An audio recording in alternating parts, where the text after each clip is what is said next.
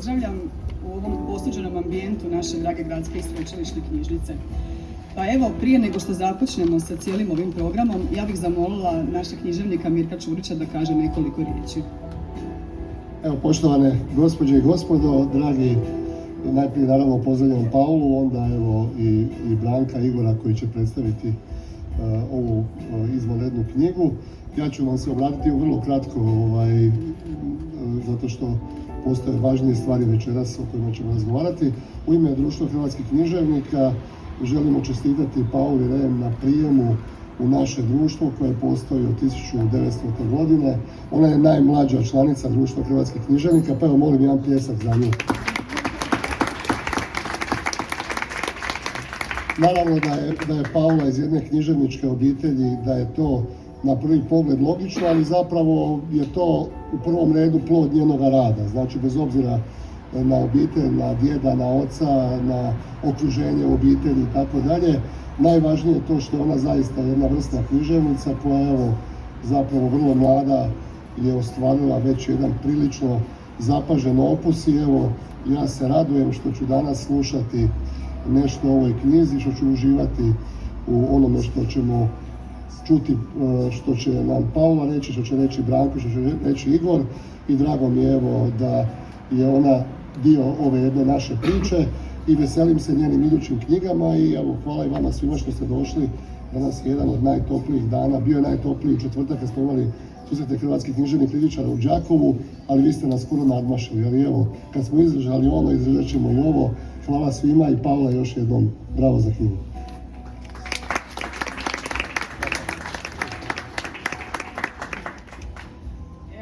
Nadam se da ćemo uz ove vrućine ipak uživati u ovom prekrasnom ambijentu. Pa evo, pozvala bih voditeljicu knjižnice Kristinu Kiš da u ime prodekanice kaže nešto. Izvolite.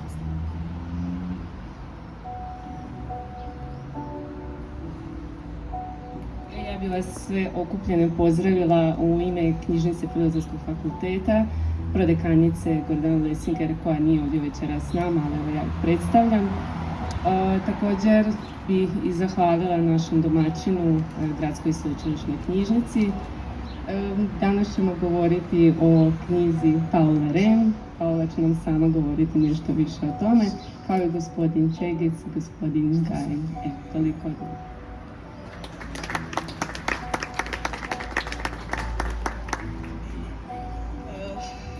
Ja bih trebala napomenuti da ova pozadinska glazba koju čujete tiho, ali ugodno, je zapravo premijerno prvi puta emitirana, a riječ je o studijskom bendu Surogat, čiji su osnivači Stjepan Pete File i Mario Davostroj Majkić.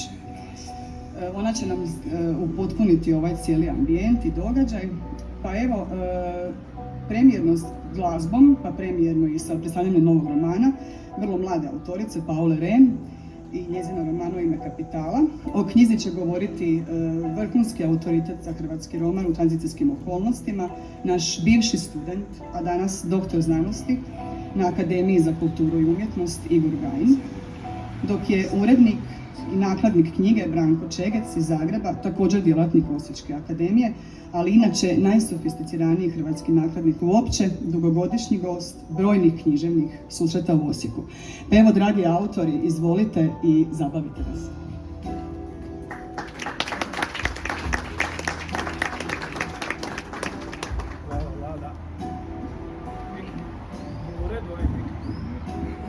Ne, evo ga, proradio je. Dakle, vraćam se nazad, hvala Lana, uvijek me nekako zbune te riječi koje obično pretjeraju s time da je kao i jedini, isključivi, bla bla bla i tako dalje, no to jednako nije današnja tema. Jako mi je drago što sam večeras s vama ovdje i doista je onako impresivan pogled na publiku koja je uspjela u ovim uvjetima i unatoč, dakle, visokim temperaturama doći ovdje. Temperature su otprilike kao da ćemo predstavljati Paklenu naranču, jedan drugi distopijski roman o kojem nešto znamo i nije slučajno, dakle, da opet večeras imamo pred sobom jedan distopijski roman ili je on to barem bio u trenucima kada je nastajao. Nije to naravno jedina podudarnost, recimo glavni lik Barđisova romana Alex je bio 15-godišnjak, dakle imao je godine otprilike kao Paula kad je pisala ovaj roman. Tako da nećemo ulaziti dalje u strukturu romana, time će se više baviti Igor, ja se općenito neću baviti previše strukturom, sadržajem romana i tako dalje, nego sam tu prije svega zbog ovih nekih tehničkih uvjeta u kojima je ovaj roman napokon objavljen. On je dosta dugo stajao, prolazio neke različite procedure i tako dalje. Naravno da danas medije uglavnom zanima zašto je stajao tako dugo i tako, kao da ne znaju gdje živimo. Ali meni je drago da smo na kraju uspjeli taj roman objaviti, jer mi se čini da je to važno djelo ne samo iz perspektive dakle generacije koja stoji iza toga, odnosno Paule koja pripada generaciji koja danas ne da ne piše, nego ni ne čita više.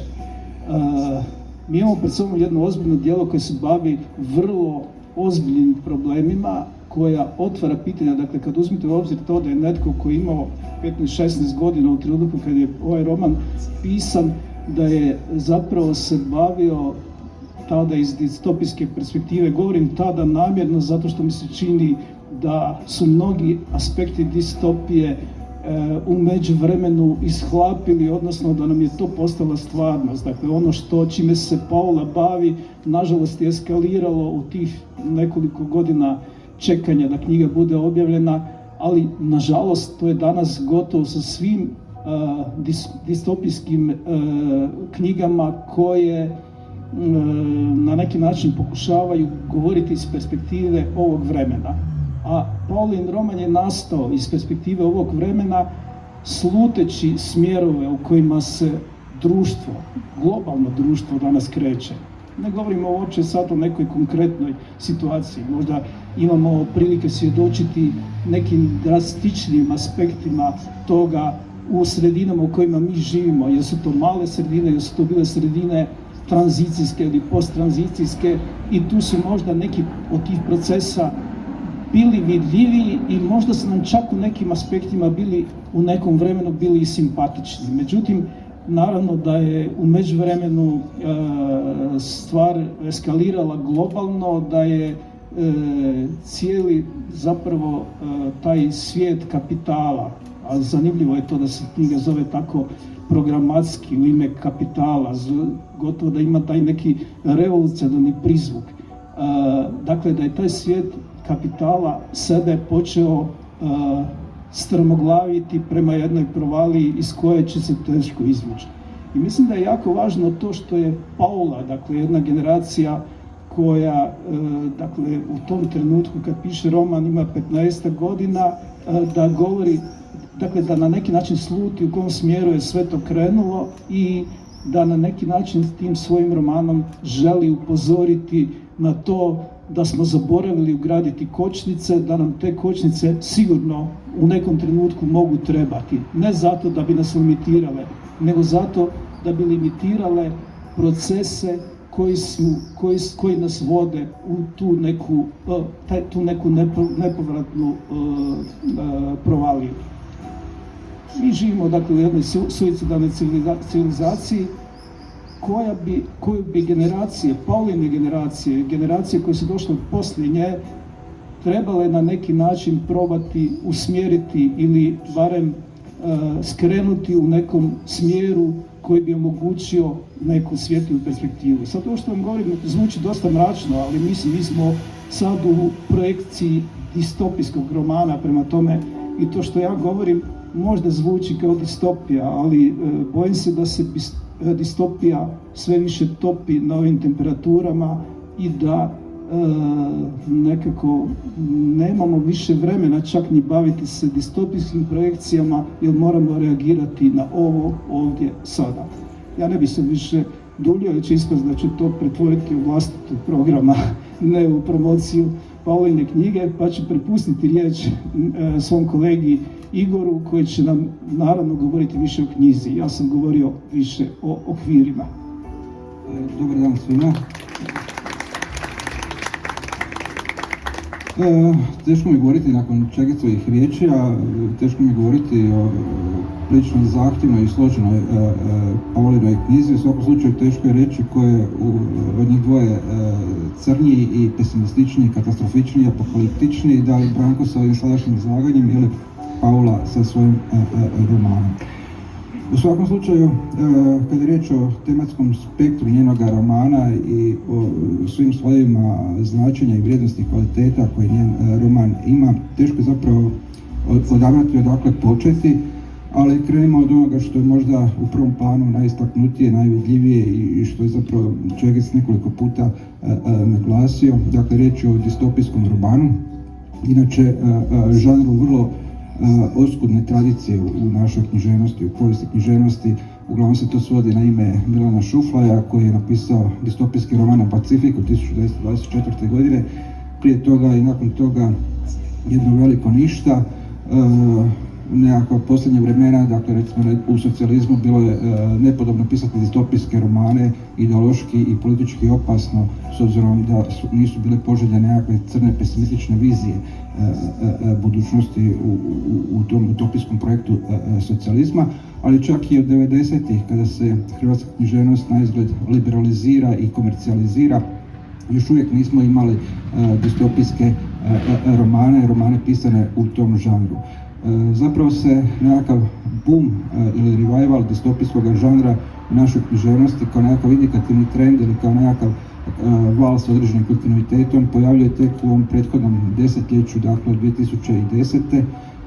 Pojavljuje se Lomljenje vjetra Ede Popovića kao nekakva simbolička reakcija na tadašnju građansku akciju Pravo na grad i uzurpiranje Cvjetnog trga Horvatinčićevom izgradnjom. Također se javlja i Mlakić sa svojim romanom Planeta Friedman. Nedavno je objavio još jedan distopijski roman. Imamo roman Ive Balenovića Kuća velikog jada kao nekako parodiranje koncepta Big Brothera koji će izrasti u nekakvu našu generalnu budućnost. I na kraju imamo kao najfriškije izdanje upravo Paulin distopijski roman U ime kapitala. Dakle, otkud taj trend tek odnedavno, otkud ti distopijski romani, tako reći, od jučer? Mnogobrojni su nekakvi razlozi, očito da postoji nekakva klima, da postoje nekakvi kulturni i psihosocijalni uzroci u nekakvom našem društvenom kulturnom kontekstu koji potiču da odjednom svi se u velikoj mjeri na književnoj sceni upuste u distopijske romane. Razlog nije samo u tome što su pisci odlučili igrati se proroka i predviđati kako će nam biti budućnost. Među brojnim razlozima jedan je zacijelo psihološki, dakle naprosto želja da se dokine nekakva anksioznost ili neizvjesnost od ovih nekakvih naših tekućih peripetija i da se zapravo prognozira kako će to sve zapravo završiti, kakav će biti ishod, dakle da se dokine ta strepnja pred vremenom proteka vremena i povijesti. I premda distopije dakle imaju pesimističan, negativni prikaz budućnosti, ipak to predstavlja nekakvu vrstu izvjesnosti, dakle nekakav odgovor kuda zapravo idemo, što nas čeka na kraju ovog našeg neizvjesnog današnjeg puta. Ono što je zapravo najbitnije kada je riječ o distopijama, distopijskom žanru, je da oni zapravo uvijek govore o sadašnjosti. Kao što i nostalgije ili nostalgičarski žanrovi premda govore ili su smješteni u prošlost, zapravo uvijek govore o sadašnjosti tako što zapravo nekakve vrijednosti, kvalitete ili sadržaje iz prošlosti idealiziraju kao ono što je bilo bolje u prošlosti u odnosu na njihov kritični status ili problematični status ili njihovu nestalost danas. Dakle, ti romani koji su nostalgičarski izmišljeni u prošlost, dakle, kritiziraju i govore i adresiraju sa sadašnjosti. Isto tako funkcioniraju i distopijski žanrovi koji dakle nisu nikakav eskapizam, nego su zapravo vrlo angažirani u svojoj kritici aktualnog trenutka, tako što nekakve negativnosti, nekakve aktualne krize radikaliziraju do ekstrema, do apsurda, do krajnjeg nekakvog negativnog stupnja. Kada je riječ dakle o toj kritici sadašnjosti iz nekakve futurističke optike, Zanimljivo je da baš svi distopijski autori koje sam pobrojao, dakle i Makić, i Popović, i Balenović, na kraju i Paula, zapravo kao nekakvu metu svoje kritike iz budućnosti gledane izabiru kapitalizam. Dakle, kao nešto što je naše svagdašnje zapravo trenutno iskustvo i oni ga dakle radikaliziraju do nekakvih krajnjih totalitarnih proporcija da bi nas upozorili u što će se zapravo sistem u kojem živimo razviti. Međutim, zašto baš kapitalizam od svih mogućih nekakvih problema u koje smo danas uranjeni? Kada je riječ dakle o tom pojavljivanju distopijskog žanra od 2012. sa Popovićevim romanom Lomljenje vjetra i kasnije sa Planetom Friedmana, Josipom Makića i tako dalje, bitno je napomenuti da se ta distopijska reakcija na aktualni svagdašnji kapitalizam javlja nakon što je tim romanima prethodila ekonomska recesija, što je dakle na neki način našu scenu, naše društvo osvijestilo, deiluzioniralo, otrijeznilo, pokazalo koje su zapravo negativnosti, koje su nekakve naličja, koje su zapravo nekakvi dubinski problemi kapitalističkog sustava. Naime, dakle, ekonomska recesija je to ogolila, prokazana je agenda neoliberalnog kapitalizma, kapitalizam općenito dolazi na preispitivanje, a u našim lokalnim okvirima dodatno, pored svega ovoga navedenoga, zapravo dolaze na naplatu nekakve naše konzumerističke euforije, počinje se plaćati cijena življenja u minusu na kredite, ovrhe itd. Dakle, dolazi jedno socijalno otrežnjenje. Pritom ne treba podsjetiti dakle, da je kapitalizma bilo i prije te 2010. 2012. prije te ekonomske recesije, ali se prema tom kapitalizmu manje kritički reagiralo. Kad je dakle krenuo projekt kapitalizma, implementacije kapitalizma od 90-ih, čak su svi zapadni stručnjaci, analitičari čudili s kolikom se nekritičnošću zapravo usvajao kapitalizam na ovim prostorima, ne samo u Hrvatskoj, nego i u cijelom bivšem istočnom bloku. A onda kasnije u nekakvim povratnim prilikama kada je kapitalizam implementirani, kapitalizam na ovim prostorima počeo pokazivati nekakva svoja naličja i negativnosti, još uvijek se zapravo još uvijek se kapitalizam nije kritizirao, nego se podrazumijeva da je to još uvijek nekakav optimalan, prihvatljiv sustav, samo je one negativnosti koje zapažamo u kapitalističkoj praksi u tadašnje vrijeme pripisivalo se lošoj politici, korumpiranosti političara, pljačkaškoj, tajkunskoj eliti u ekonomiji itd. Dakle, oni su kao bili krivi, kapitalizam još uvijek može dospjeti na nekakav ispravan put, da bi dakle ekonomska recesija doista zapravo nekako osvijetlila u čemu je zapravo suštinski fundamentalni problem kapitalističkog koncepta. Dakle, što se tiče tih nekakvih distopičara koji su se javili otreženi ekonomskom recesijom, reagirajući protiv kapitalizma, koliko god dakle oni bili zagledani u budućnost da bi prognozirali što će se razviti iz tog kapitalizma, čiju pravu narav sve više i sve bolje uviđaju, još uvijek im se mora i može prigovoriti da su zapravo kasno reagirali. Dakle, tek se trebala dogoditi ekonomska kriza pa da prepoznaju zapravo tu nekakvu dijaboličnu narav kapitalizma, dok su do tada zapravo bili zavedeni sasvim nekakvim drugim temama spektakla, dnevne politike itd. Pauli se to ne može prigovoriti, ta kratkovidnost ili kasnovidnost, budući da je ona, kao što je također rečeno, bila u tim godinama još uvijek prilično mlada kada su u tom desetljeću nastajali ti distopijski romani, pa čak i sad u 25. godini, dakle, ona zapravo u toj svojoj 25. godini kad objavljuje taj distopijski roman u nizu svih ovih distopijskih romana, zapravo ima jednu krucijalnu kvalitetu koja je razlikuje od ovih njenih prethodnika. Jedna od krucijalnih njenih kvaliteta je što ona zapravo doista na jedan epski način ili na jedan epsko-projektni način zapravo trenutačni meki totalitarizam kapitalističkog poretka zapravo preispisuje u tvrdi totalitarizam. Kad kažemo meki totalitarizam kapitalističkog poretka, onda po time mislimo da svi mi kao građani, kao sudionici tog kapitalističkog poretka zapravo pristajemo na njegov totalitarni karakter, na totalitarni karakter kapitalističke paradigme i osjećajući njegovu represivnost. Dakle, zavedeni smo spektaklom, zavedeni smo ekstazom komunikacije, zavedeni smo Facebookom, društvenim mrežama, zavedeni smo koječim i drugim, konzumerizmom i tako dalje. I dakle, ne prepoznajemo da su zapravo svi ti sadržaje koje hedonistički uživamo ili konzumeristički uživamo, da su zapravo perfidni oblici manipulacije, ovladavanja nama samima, da su to način pomoću kojih postajemo robovi sustava.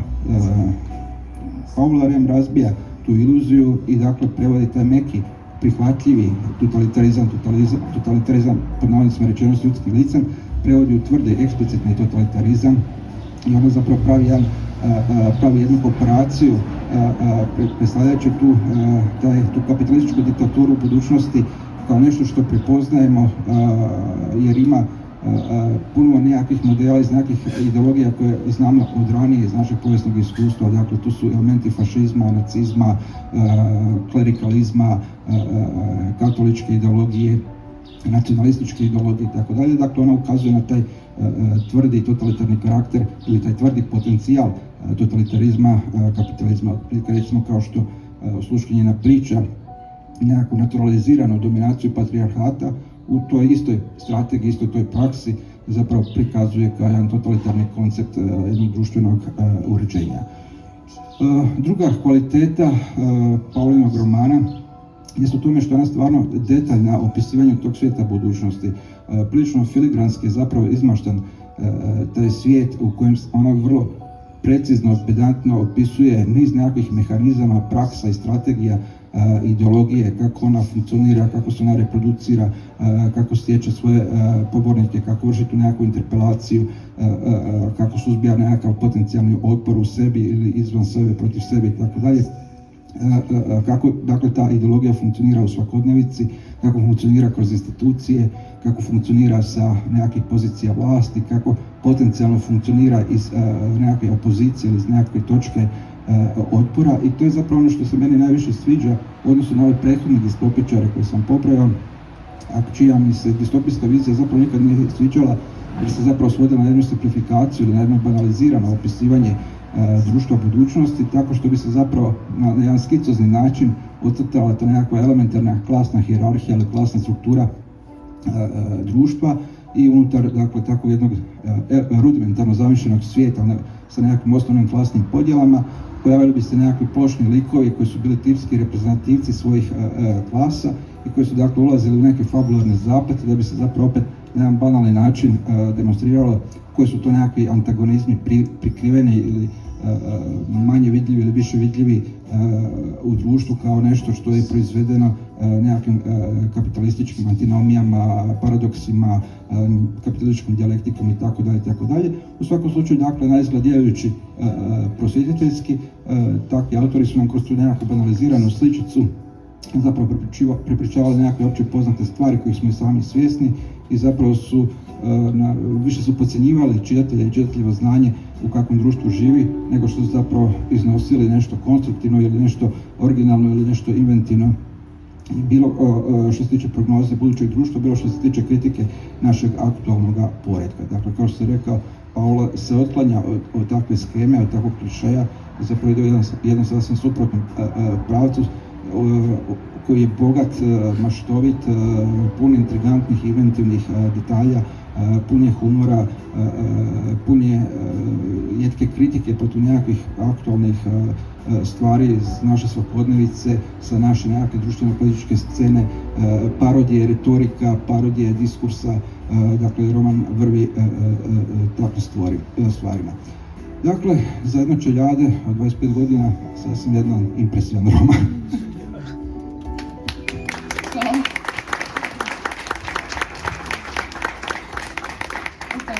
Hvala Igore na ovoj analizi romana, hvala Branko i zapravo hvala ti što si uopće pristao biti urednikom jednog distopijskog romana, zato što znamo da u hrvatskoj književnoj sceni danas dominira ipak stvarnostna proza i da je distopijski žanr na neki način podvig. Ja sam se zapravo trudio spriječiti na neki, nadao sam se da mogu spriječiti da stvarnost postane ono što je kod tebe bila distopija, to je da još uvijek imamo prilike govoriti o distopiji. Da, ipak se nadam da neće se baš pretvoriti u to, Mi se poznajemo u tebe.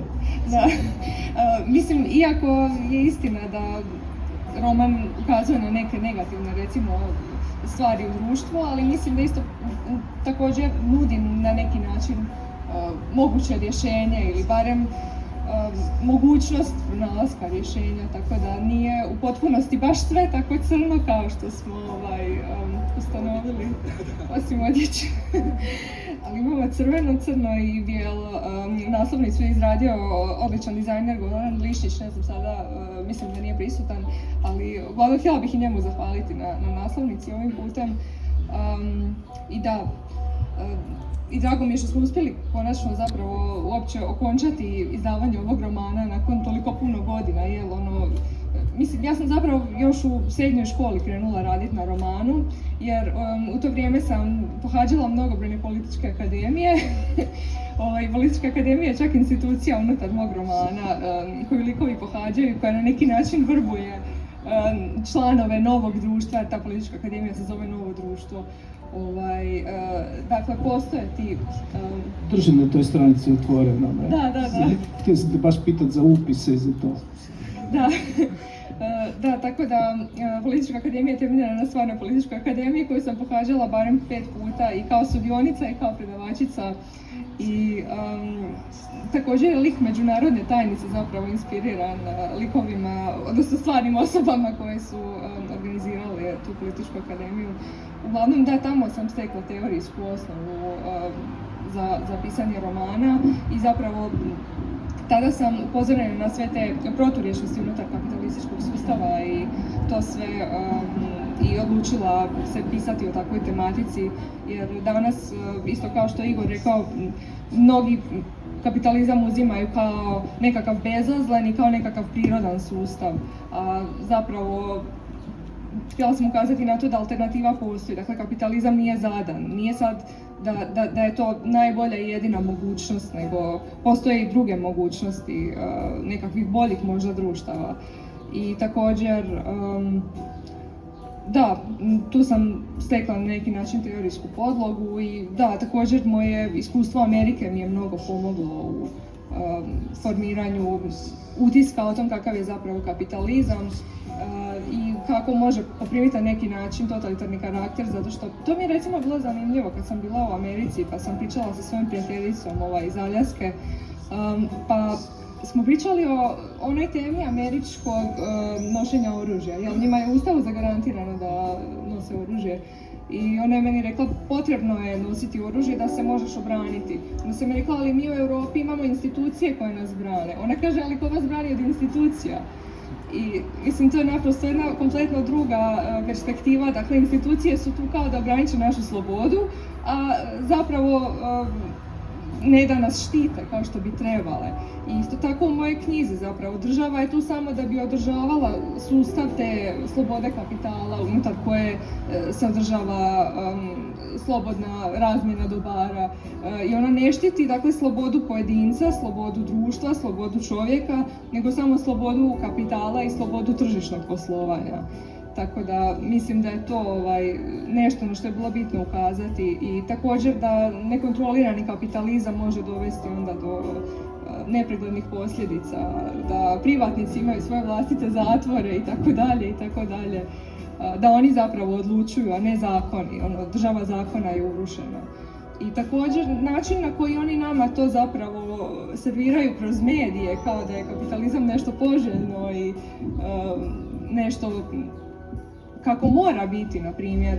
I također sam htjela naslovu Ime kapitala sugerira na to, ukazati na to da je u današnjem društvu kapital skoro kao bog na neki način, zato što gube se stvarne vrijednosti i ljudi samo štuju materijalno. Kapital je kao nekakav molok, starozavjetni idol kojemu se ljudi žrtvuju i zbog kojih država zapravo žrtvuje svoje ljude da bi opsluživala kapital i korporacije i ono, sve se žrtvuje, ljudski standard života se žrtvuje politikom štednje, na primjer plaće se smanjivaju, ljudi se otpuštaju, uglavnom sve samo zato da bi opstao taj kapitalizam i taj ideal tog slobodnog tržišta i zapravo tu nema nikakve koristi za pojedinca. A što je zapravo kapital? Samo riječ, što je zapravo riječ je o virtualnim sumama vrlo često i ne znam, meni, moj brat Benjamin često sad objašnjava šta su to zapravo bitcoini. To je novac koji zapravo ne postoji, nije čak ni novac, to je... Da, uopće nije jasno šta je to zapravo, a bitno da se svi bave time i da tržište raste i da ljudi zarađuju stvarni novac na temelju toga. Tako da, uglavnom, kapital je nešto zapravo virtualno i nepostojeće, a u našem društvu prima taj visoki status. I kod mene je to zapravo samo malo iskarikirano, da je kapital na taj način ono što se služi, ono što se štuje zapravo na neki način. Dobro si ti to zapravo rekla, sad kad si rekla da je praktički kapital postao Bog, zapravo je kapital postao i jedina ideologija, pa mogli bismo reći čak i religija, dakle tu se približavamo tome, dakle, ali kapital je, spominjala se sad sintagmu slobodno tržište, ali slobodno tržište koji čini najveći dio stanovnika ove zemlje neslobodnima, jer su oni na neki način taoci, oni su na neki način robovi tog kapitala. Dakle, slobodno tržište je samo za one koji su vlasnici tog kapitala, ne za ljude, za nas, ne za ljude s kojima mi živimo. Da, i zanimljivo, ja isto imam dosta prijateljica u Kini zapravo. U Kini je na vlasti komunistička partija. Ali kako one meni pričaju, pa mislim njima tamo život izgleda kao ovim likovima iz romana. Oni rade 12 sati dnevno, 6 dana u tjednu, nemaju nikakve praznike, vikende, blagdane. Nakon svakog radnog dana moraju napisati izvješća o tom što su radili tog dana, jer ako je neko bio brži od njih ili konkurentniji od njih, onda će njemu produžiti ugovor, a njima neće produžiti ugovor. I naprosto zapravo to nažalost i nije distopija, nego je zapravo i stvarnost u nekim dijelovima svijeta. Zapravo kapitalizam je raširen po cijelom svijetu i zbog toga sam također htjela, na primjer, lokacije u svom romanu nazvati grad, selo, metropola, a ne toliko nazivima nekakvim. Jer u originalnoj verziji su, ne znam, se sjećaš originalne verzije, gradovi su se zvali Osijek, Beč, Vrbanja, ali onda sam odlučila to izbaciti čisto da bih se uklopila više na neki način distopijski žanr, ali i da bih ukazala na to kako je kapitalizam nešto univerzalno zapravo. Ne znam, imamo tu nekoliko mikrofona, sad. Hoćeš još jedan? Da. Možda ne bi bilo loše zapravo da sad ipak dobijemo neke ilustracije. Možda samo ključna informacija koju smo cijelo vrijeme propustili, govorimo dakle o distopijskom svijetu, radnja se zbiva u 22. stoljeću. Da, inače i brojke imaju na neki način važnosti u mom romanu zato što ja sam predvidjela, mislim moj roman je kao predvidio pad svjetske socijaldemokracije kao konačni pad 2089. godine. To godina se već. Pa da, apsolutno, to se zapravo zrcali na pad Berlinskog zida 1989. kao pad socijalizma nekakvog, ali da, slažem se. Na neki način, zapravo mislim da romanu nije bilo teško predvidjeti neke od tih događaja koji su se sad unatrag zadnjih par godina dogodili, zato što vidimo svaki dan u medijima šta se događa i... Vidiš zapravo koje prednosti bio Orwell, koliko ima fore za svoju 84. odnosu na tebe koja si to htjela prebaciti u sljedeće stoljeće, ali mislim što stoljeće je jako požurilo. Jer zapravo od kako sam ja napisala to do izlaženja knjige, u međuvremenu je već se dogodio pad socijaldemokracije i sve ostalo, tako da vjerojatno će se sve puno brže izdogađati nego što je to knjiga predvidjela. Ajde nas sad lijepo počasti jednim fragmentom, tako da dobijemo neku ilustraciju, tako da nakon svega dobijemo i malo, barem na razini tvog stila i dakle one energije koje to nosi tek sam sa sobom, da dobijemo neku ljepšu dimenziju jer smo prilično zamračili.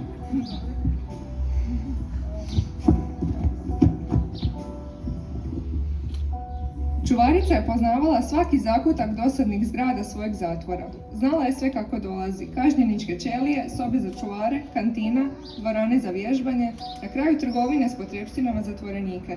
Jedino u jugoistočnom dijelu još nikad nije bila. Taj prostor nije bio osvjetljen, a svi su zazirali od njega. Zato se danas iskrala sa svog radnog mjesta iz prostorije s dalekovidnicom, želeći pogledati o čemu se radi. Kako se približavala tom mjestu, polako je hvatala jeza, jer očigledno postoji razlog zašto tamo nema ljudi. I zašto nitko nikada odande ne dolazi ili nitko tamo ne odlazi. Prolazeći pored unutar zatvorske trgovine Konzum, primijetila je da su banane na sniženju. Svakim korakom sve mračnije misli prolazile su joj kroz glavu. Nesigurno se ogledala oko sebe, nadajući se da će ugledati nekoga. Podigavši glavu, ugledala je prilično velika neonska slova knjižnica.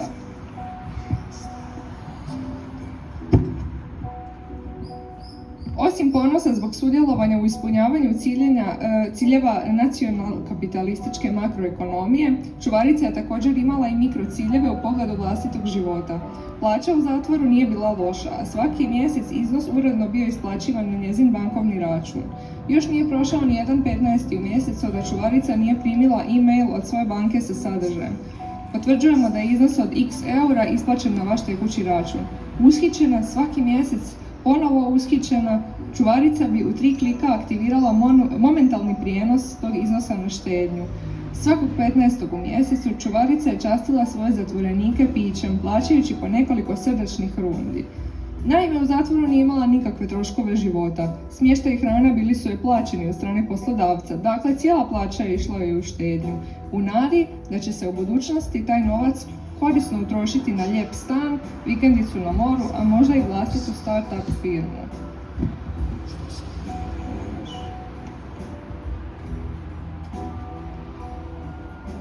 Konzum efikasno rješava problem nezaposlenosti, rekla je čuvarica gledajući s visoka umjetnicu.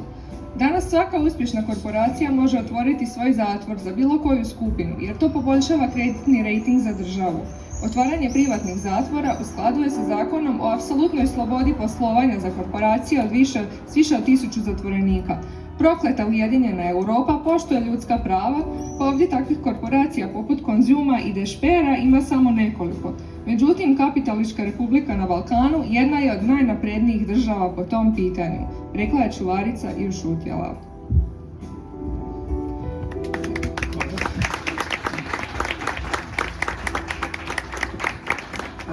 Zapravo je jako zanimljivo, znači da neko u tvojim godinama, u tadašnjim tvojim godinama zapravo uopće odabira ovakvu temu i zapravo toliko temeljito ulazi u probleme. Naime, kad čitam ovu knjigu, naime ja stjecam okolnosti znam cijelu predpriču te knjige koja možda meni to, možda nisam u najboljoj poziciji za to, ali mi se čini da zapravo ima jako malo mjesta po kojima bi se dalo zaključiti da je to napisala jedna jako mlada osoba.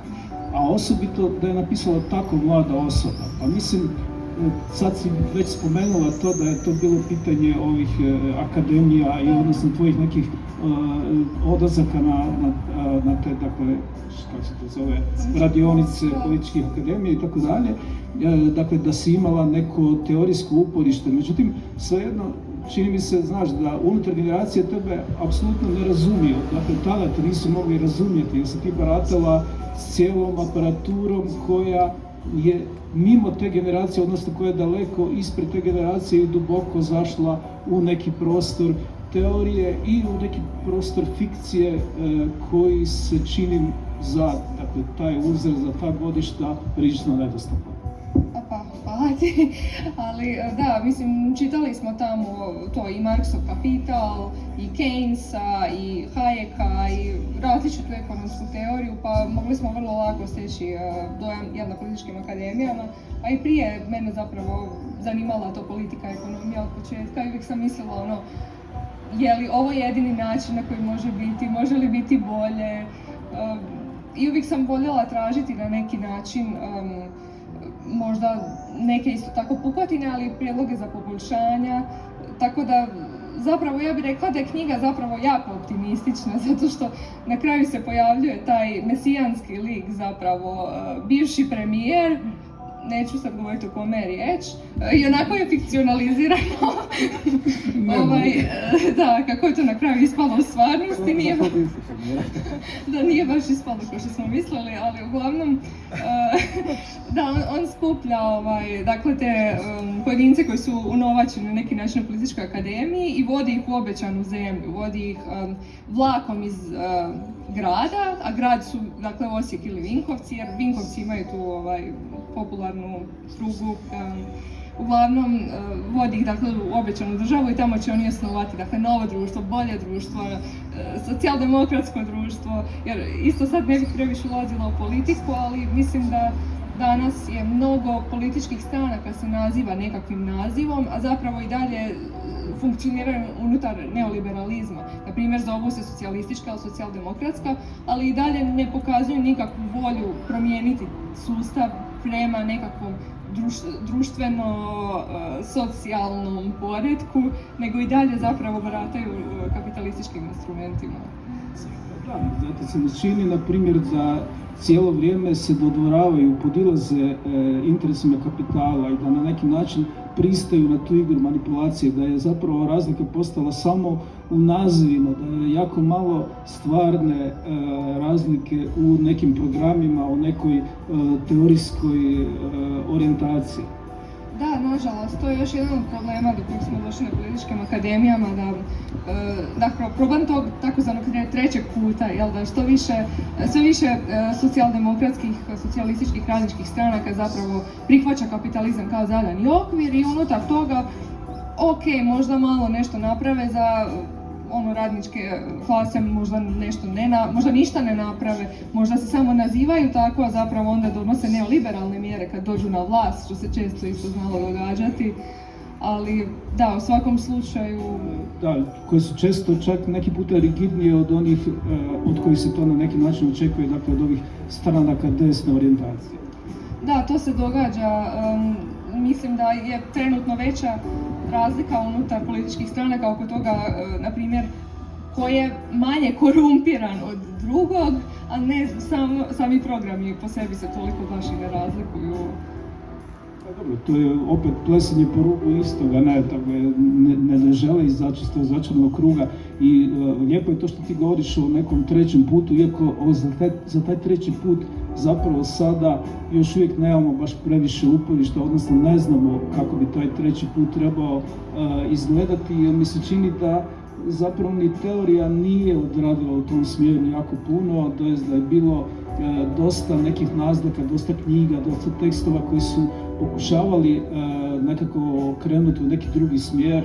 Ja sam čak pokrenuo jednu biblioteku koja se zove tako drugi smjer, ali čini mi se da još uvijek ne uspijevamo zapravo vidjeti koji je to zapravo drugi smjer. Znamo da mora biti neki drugi, ali kako bi taj drugi trebao izgledati? Kako bi trebao izgledati taj neki politički okvir unutar kojeg bi se te promjene događale? Mislim, ne bih htio sad da mi ovo pretvorimo u neku političku raspravu, ali knjiga nam je takva, ona na neki način implicira sadržaj tog tipa, ali mi se čini da zapravo ćemo stvarno morati intenzivno poraditi na tome, jer, kao što sam već na početku rekao, tako prilično katastrofično da ovo nećemo moći zaustaviti u ovaj smjer kojim se krenuo. Mislim, mi smo danas taoci mnogih stvari i kao što zapravo svjedočimo ovoj priči koja je možda stvari ogolila još više, ovoj priči sa virusom i sa svim tim našim lockdownima i tako dalje, čini mi se zapravo da se tu pokazalo kako se stvar još strahovito ubrzala. Da, zapravo zanimljivo što se to spomenuo jer trenutno imamo u planu nekoliko sljedećih knjiga, ali jedna od njih sam mislila da bi trebala targetirati ekstremni liberalizam. Dakle, ovaj put ne neoliberalizam, nego ekstremni liberalizam. Jer meni je strašno kako kad se pojavio COVID su ljudi prosvjedovali da nisu htjeli nositi maske, ograničavate nam slobodu kretanja, ljudi, umire se, milijuni ljudi umiru, a vi ne želite nositi masku jer vam je to unconvenient, Tako da mislim da imaju vrijednosti koje su veće od uvjetno rečeno, čak i u smislu ako se to smatra nekakvom slobodom kretanja, ako je recimo nečiji život ugrožen ili nešto, u smislu da bi se državne institucije više trebale angažirati, a ne manje. Za razliku od ovog što danas imamo, država je sve minimalnija, sve više se povlači i sve više slobode, dakle imaju korporacije. Jer je zapravo sve nepotrebnija. Da.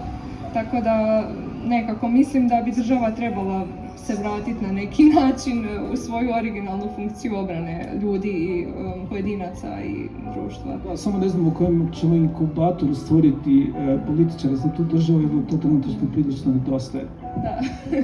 Pa eto, na Političkoj akademiji, ako se jednog dana vrati, nažalost, u međuvremenu se promijenilo nekoliko vođa stranki, pa trenutno se ne održava nikakve Političke akademije, osim možda Škorina, ali ne bih vam savjetovala to.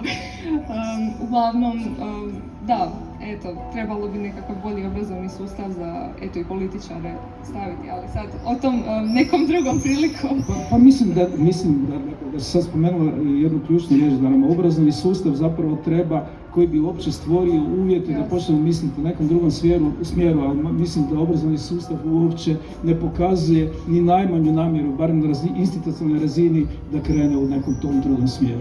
Da, to je zapravo bila jedna zanimljiva diskusija na jednoj od političkih akademija kad smo se ja i profesor Kursar zakačili oko funkcije demokracije i onda se rekla kako bi demokracija funkcionirala, ljudi bi morali biti savršeno obrazovani, morali bi biti informirani, medijski kompetentni, morali bi znati razmišljati i donositi racionalne odluke, a ne samo piti što im se servira iz medijskih proizvoda.